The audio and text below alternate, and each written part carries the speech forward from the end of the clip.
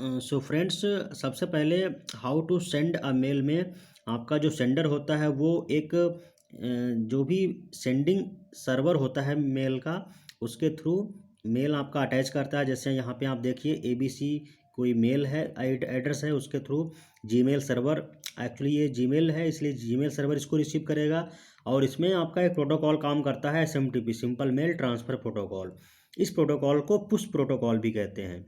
ठीक है, तो ये आपका SMTP प्रोटोकॉल आपके जो रिसीवर एंड पे सर्वर है उसको उस तक पहुंचा देता है। तो ये आपका एक माइक्रोसॉफ्ट का सर्वर है जो कि xyz@live.com के ईमेल आईडी है जिसके थ्रू कनेक्टेड है। ठीक है, तो ये रिसीवर एंड पे है। तो रिसीवर एंड पे आपके POP3 and IMAP protocol work करते हैं। इनको हम पॉप प्रोटोकॉल बोलते हैं या रिसीवर प्रोटोकॉल कहते हैं।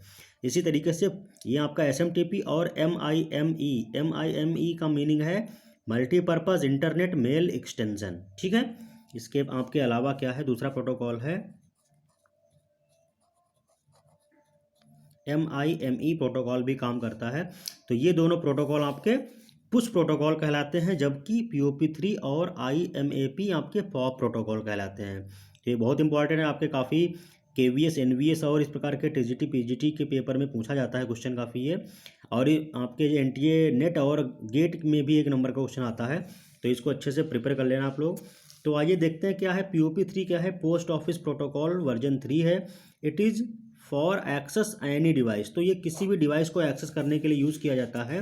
अगला आपका है IMAP, तो IMAP का मीनिंग है इंटरनेट मैसेज एक्सेस प्रोटोकॉल।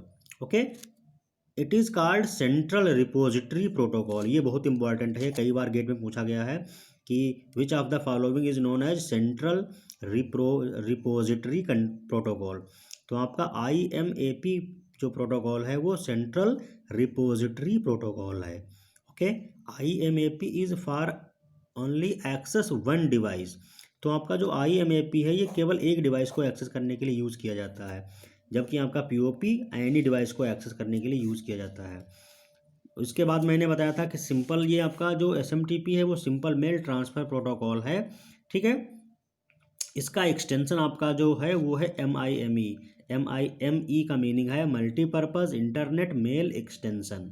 ठीक है, वो वीडियो कॉन्फ्रेंसिंग भी ईमेल के थ्रू प्रोवाइड करा सकता है, जबकि SMTP आपका ऑडियो इमेजेस और टेक्स्ट फाइल्स ही ट्रांसफ़र कर सकता था। ठीक है, तो ये हमने बताया था आपको कैसे जनरल डायग्राम है जिसके थ्रू हम भेज सकते हैं ईमेल। तो देखिए, सबसे पहले एक हॉस्टल आपका सपोज दिल्ली में है और हॉस्टल में ये बॉयज़ हैं बहुत सारे। और बॉयज़ जो भी लेटर पोस्ट करना चाहते हैं वो वार्डन को अपना सौंपेंगे। वार्डन क्या करेगा, जो भी पोस्टमैन होगा उसके थ्रू पोस्ट ऑफिस पहुंचा देगा, और पोस्ट ऑफिस के थ्रू पोस्ट ऑफिस दूसरे शहर के पहुंच जाएगी। सपोज ये मुंबई का है और मुंबई के हॉस्टल में पहुंच जाएगा। मुंबई के हॉस्टल में वार्डन रिसीव करेगा और वार्डन रिस्पेक्टेड बॉयज़ जो भी कैंडिडेट है उसको वो लेटर पहुंचा देगा। ठीक है, तो इसी तरीके से कंप्यूटर में भी मेल भेजी जाती है। तो आपका यहाँ पे देखिए, जो हॉस्टल है वो एक्ट एज ए कंप्यूटर हैं। ठीक है, और जो आपकी स्टूडेंट्स हैं वो एक्ट एज ए प्रोसेसर हो गए। ओके, और वार्डन आपका जो है वो एक्ट एज ए क्या होंगे, ट्रांसपोर्ट लेयर। ठीक है, अब पोस्टमैन आपके एज ए नेटवर्क लेयर काम करेंगे। ठीक है, बस इस तरीके से आप मैच कर लोगे तो कभी भी आपको ये याद करना नहीं पड़ेगा, हमेशा आपको कंसेप्ट क्लियर रहेगा।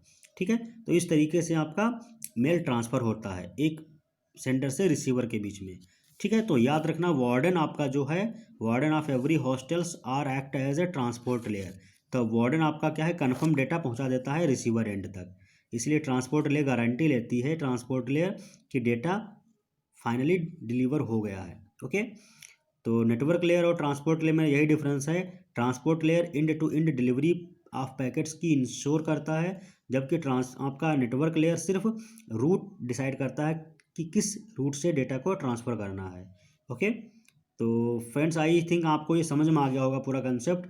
आप अपने फ्रेंड्स को ये शेयर कर देना, क्योंकि जो लोग इसकी तैयारी कर रहे हैं किसी कॉम्पिटिटिव एग्ज़ाम की हैं, लाइक आपका KVS NVS या TGT PGT के रिगार्डिंग अभी गेट के एग्ज़ाम होने वाले हैं, और आपके NTA नेट में भी काफ़ी क्वेश्चन पूछे जाते हैं। तो उनके पॉइंट ऑफ व्यू से काफ़ी इंपॉर्टेंट है, वो लोग अपने नोट्स में इसको इंक्लूड करके इस प्रकार के जितने क्वेश्चन हैं वो प्रैक्टिस करते रहना है। ठीक है, तो आपका यहाँ पे सेंडिंग जो प्रोटोकॉल हैं यानी SMTP और आपका HTTP और MIME ये सभी आपके पुश प्रोटोकॉल कहलाते हैं, जबकि आपका जो POP3 है एंड IMAP प्रोटोकॉल ये सभी रिसीवर प्रोटोकॉल हैं। ठीक है, या आप कह सकते हो पॉप प्रोटोकॉल है। Okay, so thank you.